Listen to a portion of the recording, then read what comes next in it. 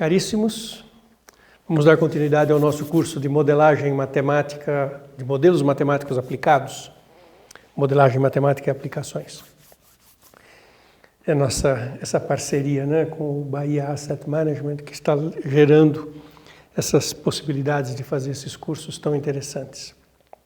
Esse curso de modelagem eu estou fazendo várias abordagens diferentes. Já tivemos várias aulas em que a gente estudou modelos, porque a gente está querendo aprender, né, a lidar com modelos, e que eram modelos usando equações diferenciais simples. Vocês podem, né, ao olhar as aulas, as hipóteses que definiam o modelo já praticamente escreviam uma equação diferencial. A variação da população é proporcional ao número de elementos, de indivíduos. Isso já dá direto, a derivada é K vezes a função. Fizemos um modelo de crédito de risco, em que as hipóteses sobre a carteira eram hipóteses muito razoáveis, muito fáceis de equacionar.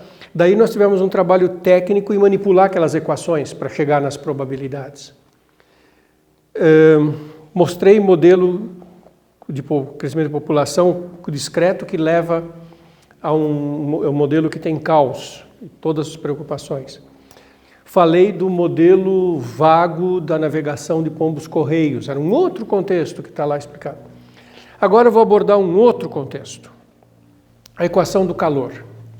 A equação do calor, ela aparece nos cursos de cálculo, em outras aulas aqui dentro dessa parceria com o Bahia.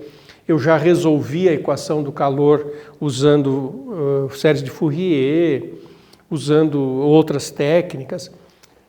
Os livros de cálculo todos estão cheios disso. A gente coloca a equação do calor e resolve. Mas a equação do calor é uma equação em si sofisticada. É natural a seguinte pergunta: por que a equação do calor é o que é? Isso também faz parte da arte de fazer modelagem. Às vezes, as hipóteses, essas hipóteses, como eu acabei de falar, do crescimento da população, variação da população proporcional à população. Vai ter essa hipótese aqui. A troca de calor é proporcional a. Só que isso está longe da equação do calor. Tem todo um trabalho, e aí usa-se cálculo, para, a partir dos princípios iniciais, dos princípios básicos físicos, chegar na equação do calor. Isso também a gente tem que aprender a fazer, porque às vezes aquelas ideias assim filosóficas, conceituais, que estão na raiz do modelo, elas estão longe da equação, das fórmulas do modelo.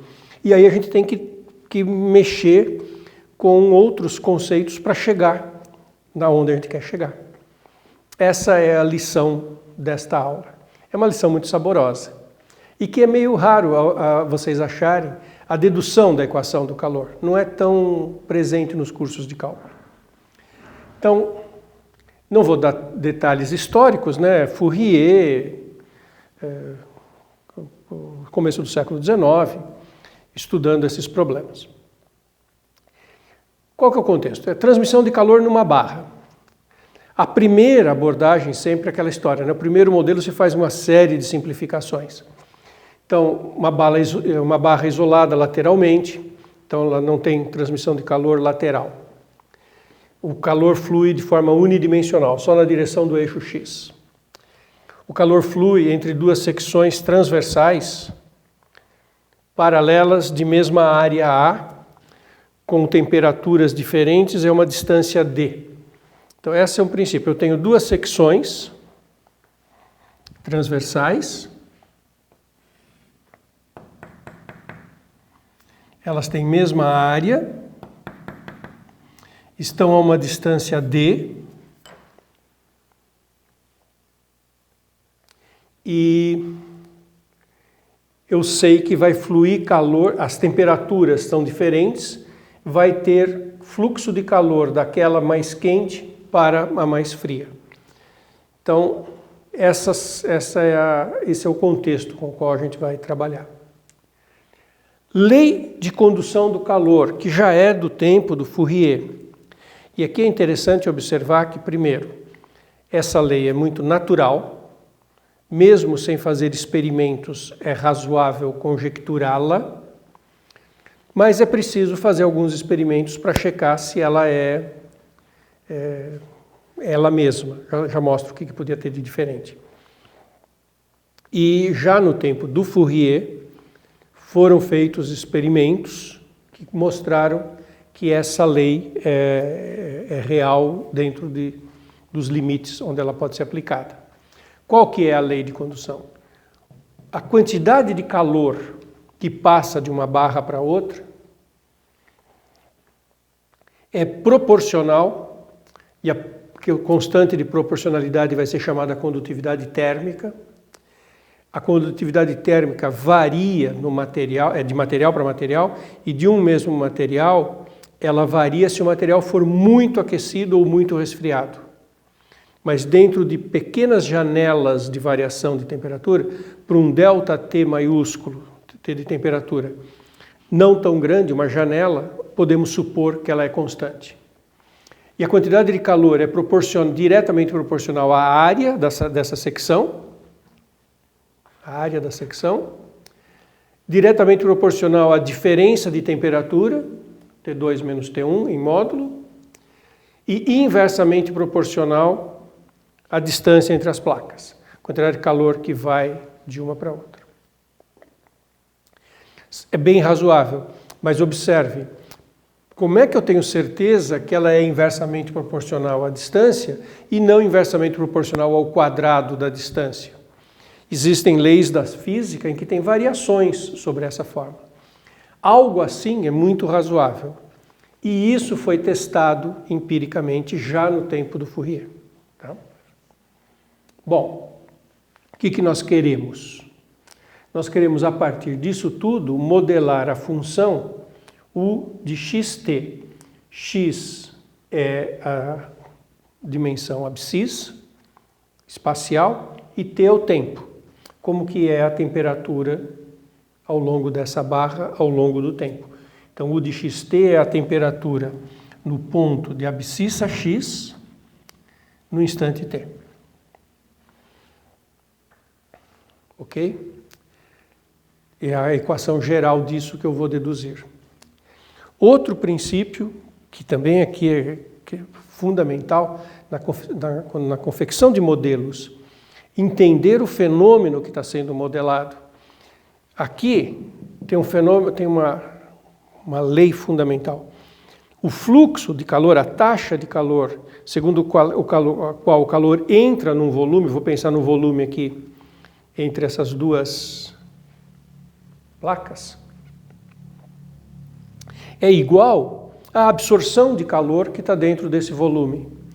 Então, todo o calor que entra num volume é absorvido dentro desse volume. Alguém poderia dizer, mas isso é tão óbvio? Não. Isso significa que eu excluí a possibilidade, eu estou considerando um contexto em que não há uma fonte de calor ali dentro. Imagine que tivesse uma fonte de calor. Se tivesse uma fonte de calor, a absorção seria o calor que entra mais o calor gerado pela fonte. Então, isso é um princípio sobre a uniformidade do que está acontecendo aqui. Que não tem uma fonte de calor, porque se tivesse uma fonte de calor, não valeria.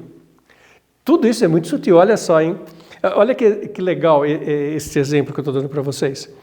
Ao invés de começar com a equação do calor, eu estou chegando lá, querendo chegar, e olha quantas considerações têm que ser feitas. E ao contrário dos outros modelos que a gente analisou até agora nesse curso. Essa é uma situação em que a dedução da equação é muito mais elaborada, muito mais refinada. Bom, princípios de física nem tão complicados assim, né? O que eu vou fazer? Olha como isso é bonito. Eu vou fazer duas contas, usando princípios básicos da ciência física. Eu vou calcular o fluxo e eu vou calcular a absorção. Sabe o que eu vou fazer depois? Colocar um igual. E aí olhar o que resultou. Vai ser a equação do calor. Muita coisa em modelagem é feita assim. Muitos teoremas matemáticos são obtidos assim. Teorema de Gauss, teorema de Green, teorema de Stokes, todos eles foram obtidos historicamente assim. O pesquisador olhou duas coisas de natureza física e falou, mas essas coisas são iguais. Aí ele escreve as duas e bota um igual no meio do caminho. Tá? Vira um teorema. Então, fluxo do calor, da esquerda para a direita, orientei desse lado, tá? Porque a minha variável x, né, cresce para a direita, então eu vou olhar da esquerda para a direita. Vou pegar um ponto x0.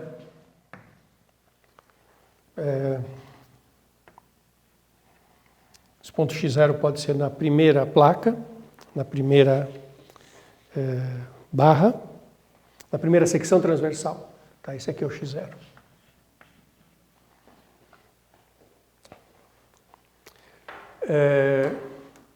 Aqui eu coloquei D, mas não é necessariamente a distância entre as duas placas, tá? Se você colocar aqui H,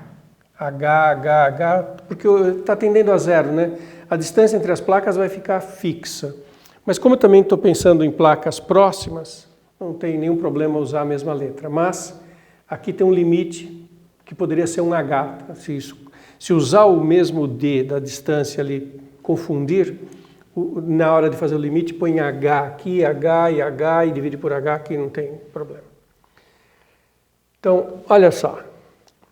Quanto calor que passa por essa placa no ponto x0, num certo instante t.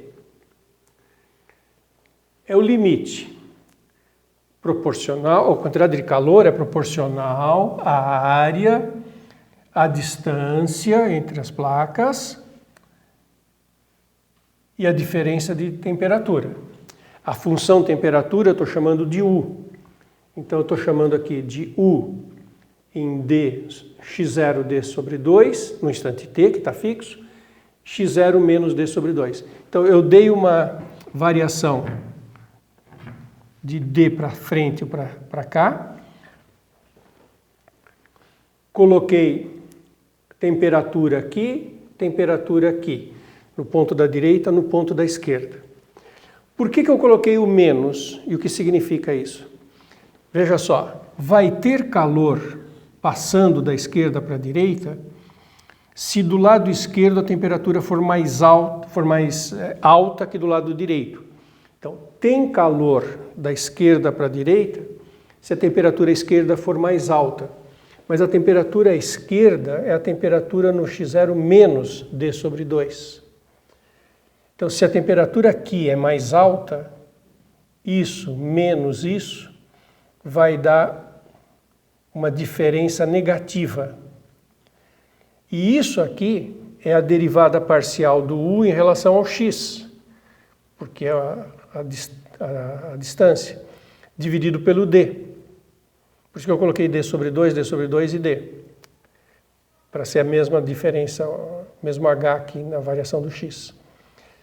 Se essa temperatura é mais alta, é porque a derivada parcial da U em relação a x é negativa. Mas eu quero que tenha fluxo da esquerda para a direita. Então, da esquerda para a direita, se esse é mais quente, aí isso vai ser negativo e eu quero que seja mais, então eu ponho o menos aqui na frente.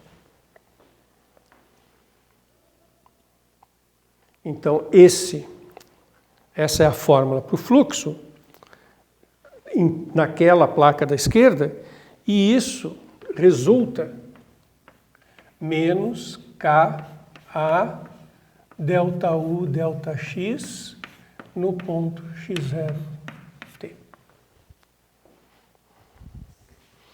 E apareceu uma derivada parcial na variável espaço. Já vai aparecer a equação do calor, né? A equação do calor tem a derivada segunda em relação ao espaço. Eu já comento isso, quanto que a equação do calor não é intuitiva. Tá, então essa é a primeira parte. Segunda parte, eu vou fazer agora o H de x0 mais delta x t. Bom, a estratégia é fazer a mesma coisa, só que ao invés de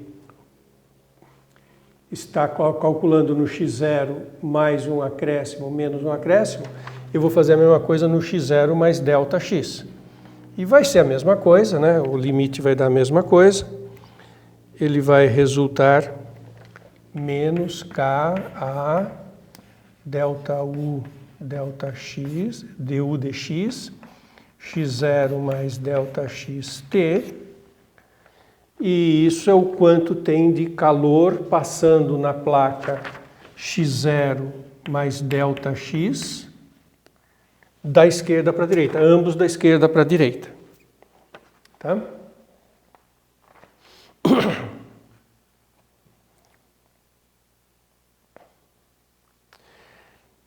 Então agora eu consigo falar qual é o fluxo dentro desse volume. O fluxo dentro deste volume, que foi fixado no início, é essa diferença no intervalo Q acaba sendo o H de x0t menos o H de x0 mais delta xt. Qual é o fluxo de calor dentro desta região? É o que entra da esquerda para a direita menos o que sai da esquerda para a direita nessa ponta. Esse que é o fluxo do que entrou de calor aqui. O que entrou de fato menos o que saiu, porque o que saiu subtrai. E isso então fica Ka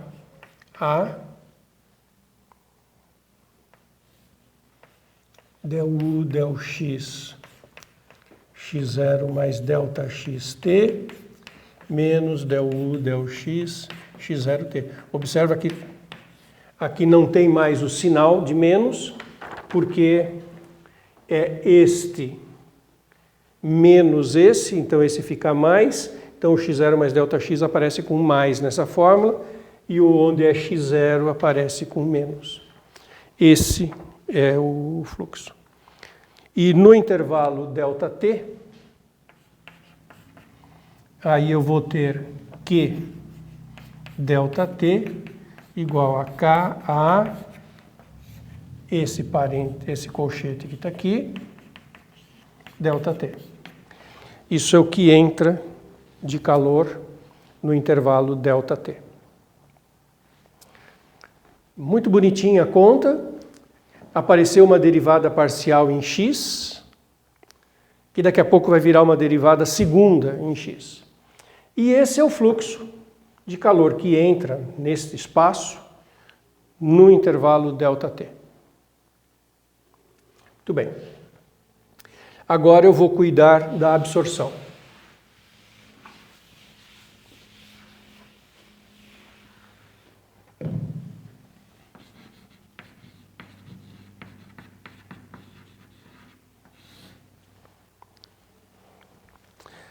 A absorção é uma conta mais fácil de fazer. Qual que é a variação de temperatura ali dentro? A variação de temperatura ali dentro, ela é diretamente proporcional a um fator que se convencionou colocar 1 sobre S, já digo quem é o S, que ΔT ΔM. Então vamos tentar entender o que é isso. A variação de temperatura é diretamente proporcional. O S é o calor específico. E por uma convenção dos físicos, a gente põe a constante 1 sobre aquilo que se chama fator calor específico. Mas então, a variação de temperatura é proporcional ao calor que entrou, claro, é proporcional ao tempo, que é o que está entrando aqui no intervalo de tempo ΔT, e inversamente proporcional à massa. Quanto maior a massa, menor a variação de temperatura. A absorção é medida pela variação de temperatura. Não é a quantidade de calor que entrou. A quantidade de calor que entrou eu já calculei. É o fluxo. A absorção é o quanto que varia a temperatura. Por isso que entra a massa aqui. E isso é igual a Q ΔT, e a massa Bom, tem o S, ρ, que é a densidade, área, ΔX, onde ρ é a densidade.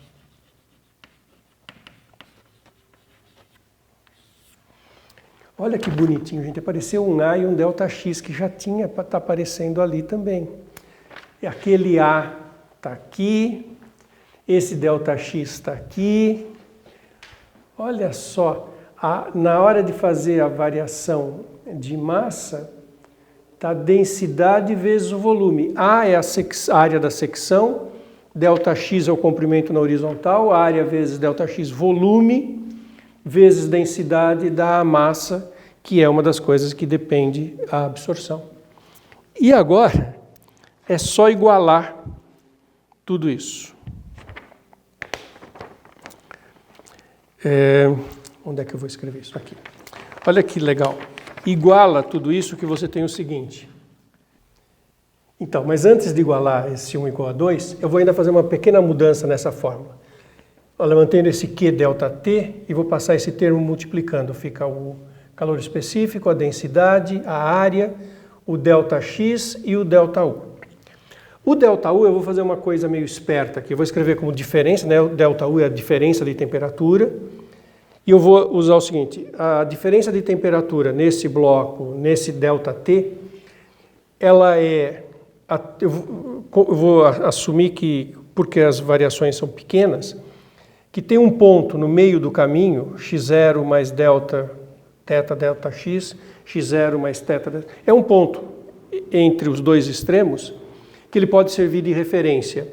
E eu olho a variação de temperatura, a temperatura no instante T mais ΔT nessa secção e antes, só no T.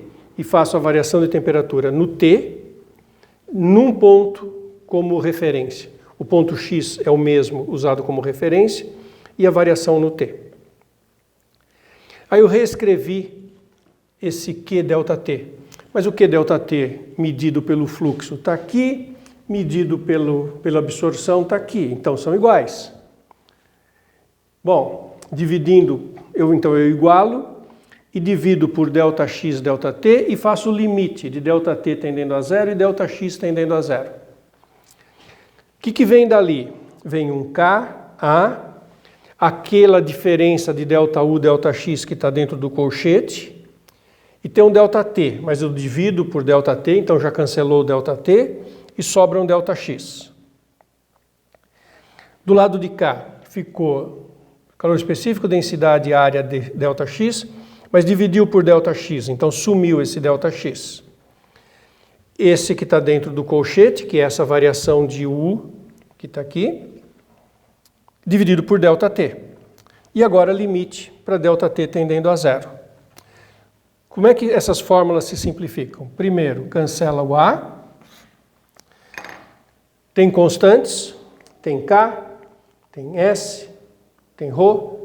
Tudo isso é uma constante. O que vai dar esse limite aqui? Eu já vou escrever lá. Esse limite que está aqui é o limite da derivada parcial em x, no ponto x0 mais ΔX, dividido por ΔX. Bom, a derivada parcial dividido em x é a derivada segunda em x. Então, o que aparece aqui? A derivada segunda de U em relação a x, no ponto xt. Igual. Tem uma constante, que eu vou chamar de K maiúsculo, que é o resultado de todas essas constantes, e esse limite quando o ΔT tende a zero. Mas aqui eu tenho a função U num certo ponto x e no t variando de t mais ΔT e t. Dividido por ΔT dá a derivada em t.